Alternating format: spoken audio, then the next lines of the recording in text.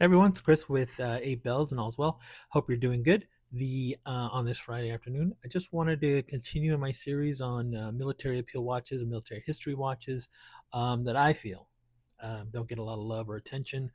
Um, this one you may have heard of. You've probably seen them or heard of them, and I know some people have talked about them, but they're I think a little bit more well known than some of the other ones I talked about.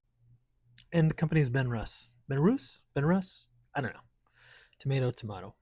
Benrus has been along around for a long time, since about 1921. They started off by three brothers, an American company. I think they were Romanian brothers, and they've since then have gone through different ownership style changes, but they're still technically an American company, um, and produce watches sort of like on a smaller scale than they used to. They've had some notable historical figures that have endorsed and used their watches. Charles Lindbergh was one of their celebrity endorsements. Babe Ruth, JFK actually wore a Benrus during one of his first presidential campaign, probably most famously. But the one I want to talk about is this guy right here, Steve McQueen. Now we all know Steve McQueen from the Weyer days and Monaco watch and racing, and he's worn Hardheart and Hardnut.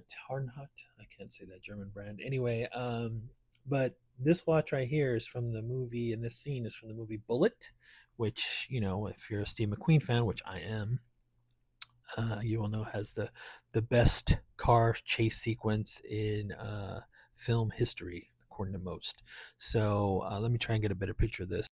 Here's a little bit up close one. This is their now. It's now called the 3061. It's based off of their Benrus's military grade watch that they developed in 1964 that was used in Vietnam by Vietnam soldiers. Here's a better picture of the watch. It's typical field watch, 39 and a half millimeters, stainless steel, extremely thin at 9 millimeters for an automatic. Screw down crown, dome sapphire crystal with AR, runs off of the ETA 2892. 100 meters of water resistance, has an open case back with the sapphire crystal, and it goes around for about 1,800 bucks. Here's the back of the watch. Again, sapphire, looks cool. Side profile. Now, for a field watch, this is kind of unusual, I think, for most field watches, is that usually they're stacked. I mean, usually it has to do with the dome crystal and the movement inside. They're usually a little bit thicker. So 9 millimeters, and nine and a half, maybe 9.5 millimeters. This is a relatively thin watch for a field watch. As much as I like this version, they actually have a different version, or a second version, called the 3061 GT, which looks very different. And here it is. I think it's just super cool. I love the California dial. It's not typical of a field watch. The orange leather strap is, again, not typical. Same specs as the other one, but it has this California dial, green orange combo. Looks good. This watch, you've heard me say this before, is not trying to be something else. It's just being itself, and I love it. I love the California dial. I love the date window. Having a date is awesome. Again, not typical for your typical field watch. Here's a straight on view so you can see. I love it when they do the dial color. I'm sorry, the date uh, wheel the same color as the dial, so it kind of blends in there a little bit. Some people like it, the contrast. I like it when it blends in like this, especially with a color like green, because the white numerals on the date will look will stand out anyway. Here's the side profile. Again, same specs as the other one, same price as the other one, 1,800 bucks, but very different watch for sure. Now here's another one that I like of theirs, and this is obviously very different from your typical. This is now you're gonna say, "Oh, Chris, that looks just like the marathon watch," and a lot of these watches that have this sort of um, pronounced side case on them, which make them a little bit bigger. So this one's 41 and a half millimeters wide, um, but it's a Type M1, which is a typical mil spec watch. And so you'll say, "Oh, I tell people all the time, the reason why they all kind of look similar is because they all were trying to do the military spec, which came out. Here's one set of specs, and they go out and try it, and they all, no surprise, they all kind of look the same.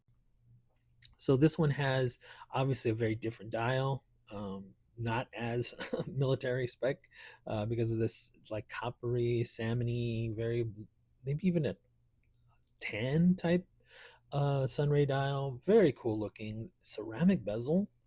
Um, this one's again 41.5 millimeters wide, 13 millimeters, so it's a little thicker.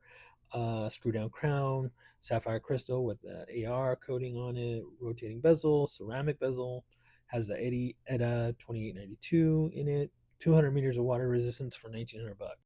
Here's the side profile of that. You can see the NATO's going through there. Pretty cool. Here's a little bit of an angular shot. You can see the loom. I'm sorry, the loom indices and the bezels, looms. Um, Again, a ceramic bezel. So very cool. Probably a little bit higher price than I would like to pay for something like this, but not bad.